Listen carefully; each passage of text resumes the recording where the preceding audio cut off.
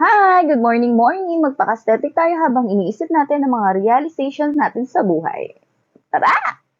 For today's mini vlog is aayusin natin itong sopa natin na magkaiba ang kulay. At alam nyo ba na unemployed na tayo ever since pumasok ang 2024? Dahil wala naman talagang permanente sa mundo. Ultimo nga yung mag-asawa, naghiwalay. Huy, sino ka dyan? At dahil nga sinabi ko na unemployed na tayo, is eto, na-boring ako at naisip ko na magkaiba pala yung kulay ng sopa namin. Bakit ganun? Ang sakit sa mata. Nagpapaka-aesthetic tayo, tapos magkaiba yung kulay nila. At dahil dyan, naisip natin, nagastusin naman yung mga pera natin kasi mabubulok lang yan. Wow! Uy, sino ka dyan? Madumi yan. At ayan nga, ina-unwrap na natin yung binila nating cover at ito ay dalawang 2-seater dahil pag didikitin ko na yung dalawang 1-seater na yan. Kasi ang mahal kaya ng cover, no? Di tayo gagastos ng ganyan kalaki dyan. Ang hirap din, no, kung nasa bahay ka kasi naiisip mo kung ano ba yung mga kulang. Siyempre, naboboring ka. Check out ka ng check out kahit wala ka naman talagang pera.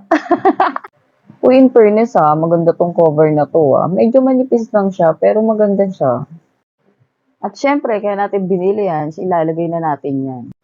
Minsan nakakabwisit din maglagay nitong cover na to kasi ang hirap-hirap, hindi mo alam kung nasan ba yung pinakaharapan. Saka nakatuwala tayo dyan kasi baka mamaya makita yung mga passes natin at naglalaba tayo.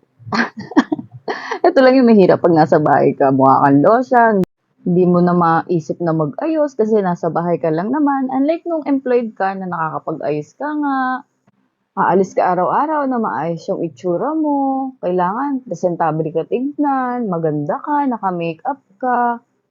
Tsaka ang hirap din nun kahit iniisip nyo na ang ganda-ganda ng mga sales lady, yung ang bait-bait nila sa inyo. Pero alam niyo yung mga iniisip niyan, napakasakit na ng paa niyan. Kailangan naka-heels ka, kailangan lagi ka nakangiti. Oh my God, kahit busit na busit ka na sa mga customer mo, kahit gustong-gusto mo na silang murahin, wala kang magagawa. At eto, kakadaldal ko, natapos ko na pala tong ilagay. At ayan na, medyo pangit pa yung lagay ko dyan kasi nabubuisit na nga ako. Walang tiyaga. At ayan. Pero ang ganda niya in fairness, nakuha ko yung pagka-aesthetic na gusto ko. Mukha na siyang malinis tingnan. Bye!